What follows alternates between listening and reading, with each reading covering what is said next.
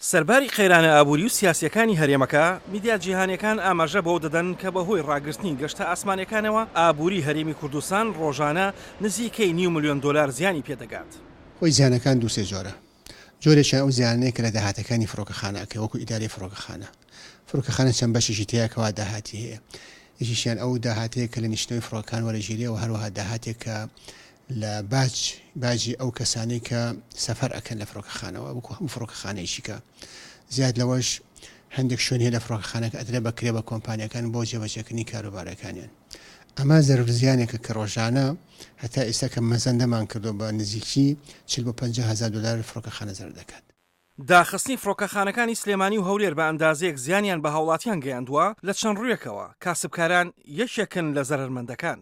تەکسیەکانی فڕۆکەخانەکە هیچ ینی ماعاشێترمانەیە ئیشێترمانەیە هەمووی زۆربەی زۆری کە ساحەبی ماڵ و مناڵە معیشەتەکەی لەسەر ئەمەیە بە تایبەتی کە ئێستا مەتار داخراوە یعنی ئێمە بە دەرەجە یەکەم زۆر بە ئیش بووین ئەگەر جاران ئێمە ئیشمان گربی ئێستا ڕوبعێکی جاران ئیشەکەین ئیتر بەڕاستی ئەگەر مەتارەکە بکرێتەوە بۆ ئێمە زۆر کەس لێرە ئیشەکات ئێمە ئیشمان لەگەڵ ئوتێلەکان هەیە ئیشمان لەگەڵ یعنی گەشتیارانی عەرەبایەکەوێ بێن بۆ ئێرە بۆ ئەو گەشتیاری ئێمەگە ئیشمان زۆر لەگەڵ ئەمانە ئەگەر بکرێتەوە ینی نەکەری ئێمە زۆر شوێنی دەرجی ئیسفادەکات.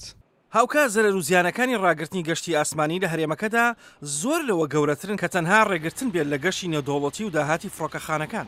جۆری دووەمی زیانی ئەو کۆمپانیانەیە کە کار ئەکەن چکو کۆمپانیانێک کە لە فڕۆکەخانە کارەکەن چەندین کارمەند و کرێکار و ئەندازیار و فەرمانبەریان هەیە هەروەها کۆمپانیەکان کە وەستا لە ئیش بێگومان زەرمەندن بەڕاستی ئەمە ژمارەیەشی دقیقمان لانەهی ئەو کۆمپانیان و کۆمپانیەکان هەمە جۆرن. زیانیش کەشەیە لە فڕۆکەخانە بەشێکی زۆر گرنگ هەیە پێڵن گوندی کارگۆ.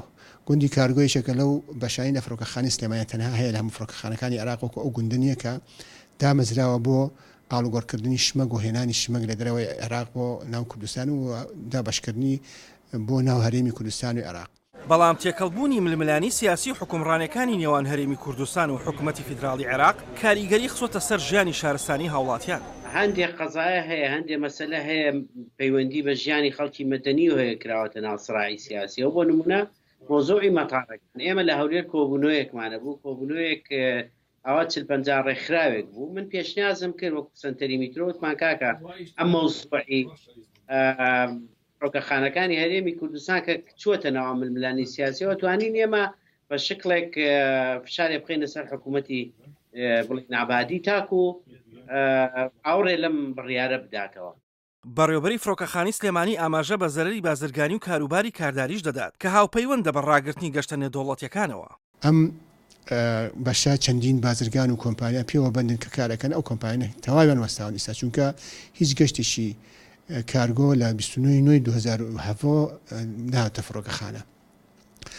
بێگومان ئەمەگەر کۆی کەیتەوە زێرێکی گەورە ئەکات بۆ هەموو هەرێمی کوردستان زیادەوە تەکسی ئوتێلەکان گەشتیاری و هەروەها ئەو کەسانی کێن بۆ سلێمانی لێرەوە ئەچن بۆ دەرەوە بۆ کاروباری بازرگانی هاوردەکردنی ئاڵتون و شمە کۆمانە هەمووی لە فڕۆکەخانی سلێمانی و ئێستا هەمووی وەستەنداوە.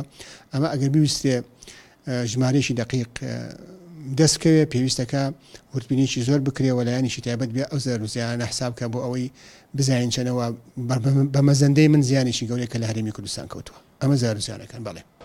دیمەنی بێدەنگ و چۆڵی فڕۆکەخانەکانی هەرێم پتر دەرخەری ئەو ڕاستیەن کە قەیرانە سیاسی و ئابوووریەکان قوڵ کاری کردوتە سەر زوربەی کەرتە ئابووری و شارستانەکان.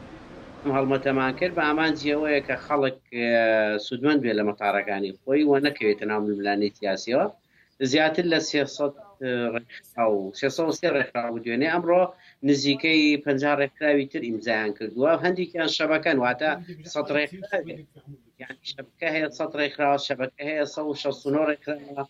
سەرباری هەڵمەتەکانی سنتەری میترۆ ڕێکخراوەکانی کۆمەڵگەی مەدەنی لە عێراق بەڵام هێشتا هەنگاوی ڕەشد و کاریگەر لە ئاسێکی شارستانیدا لەلایەن ڕێکخراوەکانی کۆمەڵگەی مەدەنی هەرێمی کوردستانەوە دەستی پێ نەکردووە.